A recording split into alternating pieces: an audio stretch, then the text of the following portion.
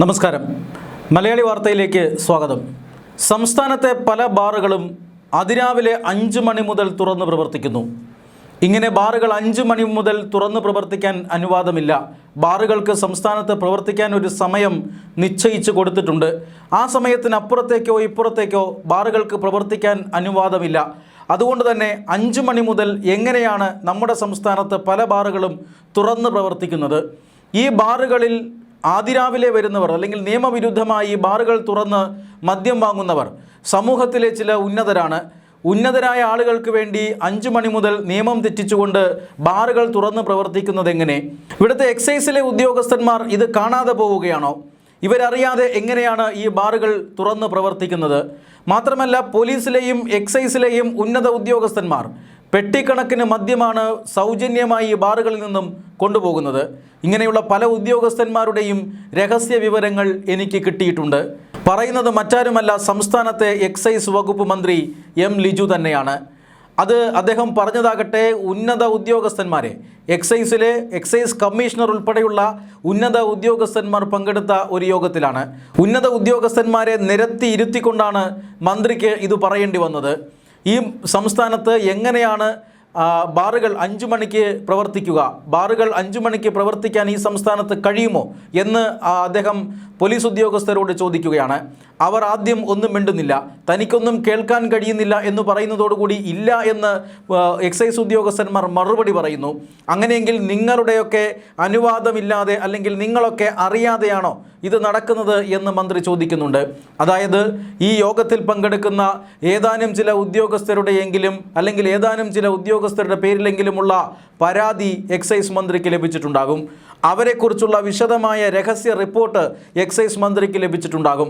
അതുകൊണ്ടാണ് അദ്ദേഹം എടുത്തു പറയുന്നത് തനിക്ക് ഈ ഇരിക്കുന്ന പലരുടെയും അല്ലെങ്കിൽ ഇങ്ങനെയുള്ള വൃത്തികേടുകൾ കാണിക്കുന്ന പല ഉദ്യോഗസ്ഥന്മാരെക്കുറിച്ചുമുള്ള രഹസ്യ റിപ്പോർട്ട് തൻ്റെ കൈവശമുണ്ട്.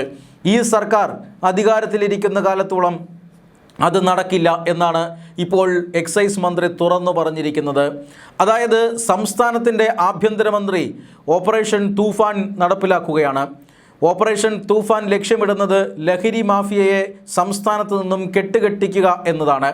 അതേസമയം ലഹരി മാഫിയയ്ക്ക് ഉന്നത പോലീസ് ഉദ്യോഗസ്ഥരിലും എക്സൈസ് ഉദ്യോഗസ്ഥരിലുമുള്ള സ്വാധീനത്തെക്കുറിച്ച് ഇതുവരെയും ചർച്ചയായിട്ടില്ല.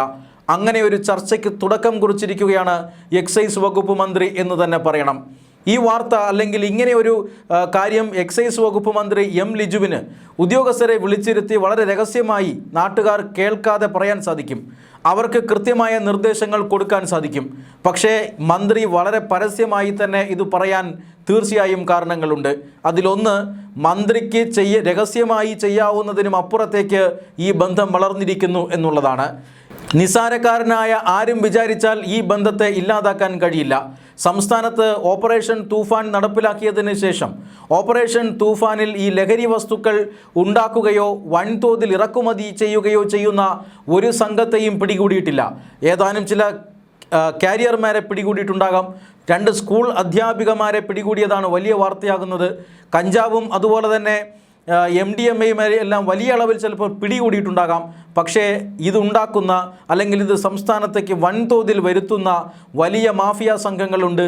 ആ മാഫിയ സംഘങ്ങളിൽ ഒരെണ്ണത്തിന് പോലും ഇതുവരെയും ഓപ്പറേഷൻ തൂഫാൻ്റെ ഭാഗമായി പിടിച്ചിട്ടില്ല. എന്തുകൊണ്ടാണ് അങ്ങനെ ചെയ്യാൻ സാധിക്കാത്തത്? അവർക്ക് ഉന്നത രാഷ്ട്രീയ കേന്ദ്രങ്ങളിലും പോലീസിലും അതുപോലെ തന്നെ എക്സൈസിലുമൊക്കെയുള്ള സ്വാധീനമാണ്. ഇതിൽ എക്സൈസിൻ്റെ കാര്യമാണ് എം ലിജു പറഞ്ഞു വെച്ചത്. മദ്യത്തിൻ്റെ കാര്യം മാത്രമേ അദ്ദേഹം പറഞ്ഞുള്ളൂ. മറ്റേ മയക്കുമരുന്നുമായി ബന്ധപ്പെട്ട കാര്യങ്ങളൊന്നും അദ്ദേഹത്തിൻ്റെ ശ്രദ്ധയിൽ വന്നു കാണില്ല. വന്നാൽ തന്നെയും ഇങ്ങനെ പറയാൻ കഴിയില്ല. അതാണ് കേരളത്തിൻ്റെ അവസ്ഥ. ഉന്നത ഉദ്യോഗസ്ഥന്മാരുമായിട്ടൊക്കെ ഇവർക്കുള്ള പങ്ക് അല്ലെങ്കിൽ ഇവർക്കുള്ള കൂട്ട്, ഇവർക്കുള്ള സ്വാധീനം, ഇതാണ് കേരളത്തിലെ യുവജനതയെ അടക്കം വിഴുങ്ങുന്ന ലഹരി എന്ന വലിയ വിപത്ത് എന്ന് കാണേണ്ടിയിരിക്കുന്നു. ഓപ്പറേഷൻ തൂഫാനെ അടക്കം പിന്തുണയ്ക്കേണ്ട ഒരു സമൂഹമാണ് എക്സൈസ് ഉദ്യോഗസ്ഥർ. ഓപ്പറേഷൻ തൂഫാൻ നടപ്പിലാക്കുന്നത് ആഭ്യന്തര വകുപ്പാണെങ്കിലും എക്സൈസ് ഉദ്യോഗസ്ഥർക്ക് അതിൽ വലിയ പങ്ക് വഹിക്കാനുണ്ട്. അങ്ങനെയുള്ള എക്സൈസ് ഉദ്യോഗസ്ഥർ പെട്ടിക്കണക്കിന് മദ്യം വാങ്ങിക്കൊണ്ടു പോകുന്നതിൻ്റെയും ആ എക്സൈസ് ഓഫീസറുടെ മൂക്കിന് താഴെ പണമിറക്കിക്കൊണ്ട് ബാറുകൾ 5 മണി മുതൽ പ്രവർത്തിക്കുന്നതിനെയും കുറിച്ചാണ് സംസ്ഥാനത്തെ ഒരു മന്ത്രി പരാതിപ്പെടുന്നത്, അതും എക്സൈസ് വകുപ്പ് മന്ത്രി തന്നെ. ഇനിയധികം വച്ച് നടത്തേണ്ട ഈ കാര്യം, ഇതെല്ലാം അവസാനിപ്പിച്ചു കൊള്ളണം, കാരണം രഹസ്യ റിപ്പോർട്ടുകൾ തൻ്റെ കയ്യിലുണ്ട് എന്ന് അദ്ദേഹം പരസ്യമായി പറയാനും കാരണം അതാണ്. അതായത് സംസ്ഥാനത്ത് മദ്യമാഫിയയുണ്ട്, മയക്കുമരുന്ന് മാഫിയയുമുണ്ട്.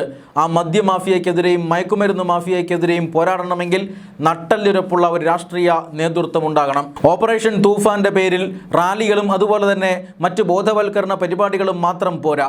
മാഫിയയുടെ വേരറക്കുന്ന തരത്തിലുള്ള ഇൻ്റലിജൻസ് പ്രവർത്തനങ്ങളും അതുപോലെ തന്നെ ഇവരെ വരുതിക്ക് നിർത്താനുള്ള വൻകിട ഓപ്പറേഷനുകളുമെല്ലാം ആവശ്യമാണ് എന്നതിൻ്റെ സൂചനയാണ് മന്ത്രിയുടെ ഈ പ്രസ്താവന നൽകുന്നത്.